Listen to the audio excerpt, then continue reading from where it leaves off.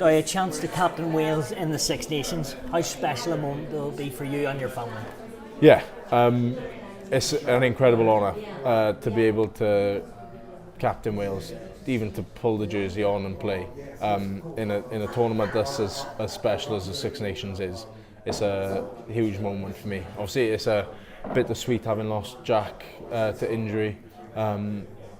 You know, what we'd give to have him back, what I would personally give to have him back. But yeah, it's a huge moment for me and for my family personally, so massively excited. And we all know the negativity around the Ospreys and rugby in Wales in general, but will it actually be nice to get into camp and just put your best foot forward on the pitch? Yeah, 100%. And I think, like, look, the negativity will probably have a space in the environment for boys to be able to talk about it. I think, you know, it does involve their futures and there's uncertainty and instability and things, so I think we'd have to create the space for that to be talked about. But I think the exciting thing is we've got other things to focus on, and it can almost take a back seat, and you've got, you know, England at Twickenham to look forward to. You've got detail that we've got to still put into our game.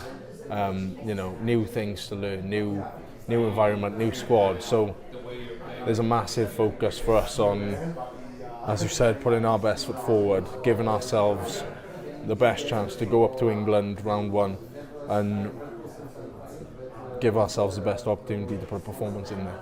You said earlier this week or last week you fuel the fire for you in the team and the club, and you want to bring that to Wales. But what a chance, never mind the wooden spoon, to change this term around and write a new history.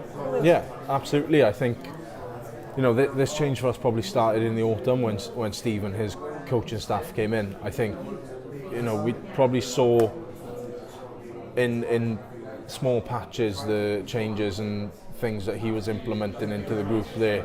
Like we referenced that first half against New Zealand quite a bit of that's what our game is going to look like.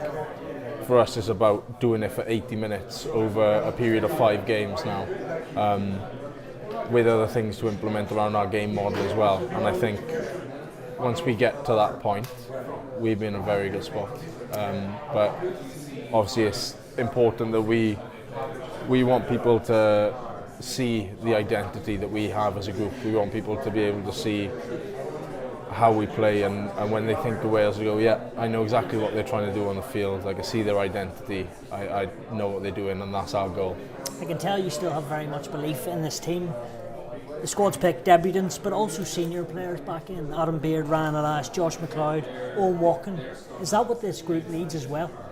Yeah, 100%. I think, look, especially from my point of view, those are players that I can massively lean on for support in leadership, or you know, for them to do the leadership roles themselves.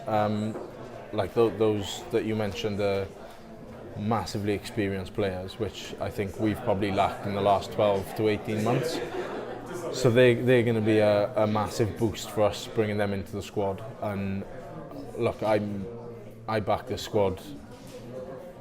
I will always back this squad, and I think being able to add quality and experience into the squad that we've already built is incredible. You talk about backing the squad. Do you back them enough to beat England? Yeah. Why is that? Because I got to work with these men every day. I know the characters. I know how much it means to pull the jersey on for them. I see the passion and the care that they have for each other, but also for the jersey and what they represent and how they want to leave the field or leave the game, and that gives me confidence in the group. I'm working with Steve, a great Osprey himself. What's that been like? He's incredible. The word I use for him quite a bit is a legend. He's a legend. He's the energy that he has around coaching. The energy he brings to the day just kind of feeds off into everyone else and drips through the environment. I think his passion for Wales and for Welsh rugby was something probably that caught me off guard, because he'd been with Scotland for so long. So to see how passionate he was about Wales and Welsh rugby still was incredible. And like that, again, falls onto everyone, and he kind of seeps through the environment. His passion and his attention to detail around coaching is like I've never seen before. How much detail and how much he watches and how much he thinks about the game. So yeah, he's a great man to work with. Do you like the pressure of captain club and country?